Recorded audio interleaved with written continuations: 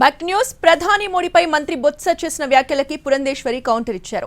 పచ్చకామర్ల వారికి లోకమంతా పచ్చగానే కనిపిస్తుందని, అవినీతి పరులకు అంతా అవినీతిమయంగానే కనిపిస్తుందని ఆమె విమర్శించారు.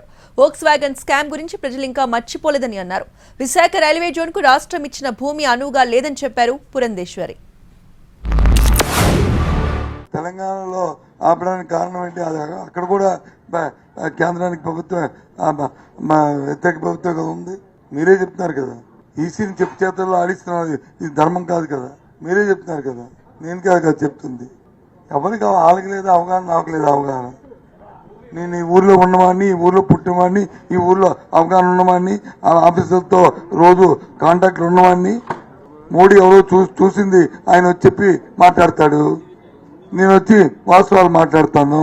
జాయింట్ ఇన్స్పెక్షన్ చేసి వాళ్ళకి హ్యాండ్ ఓవర్ చేసే నిశ్చయం చెప్తున్నాను కదా.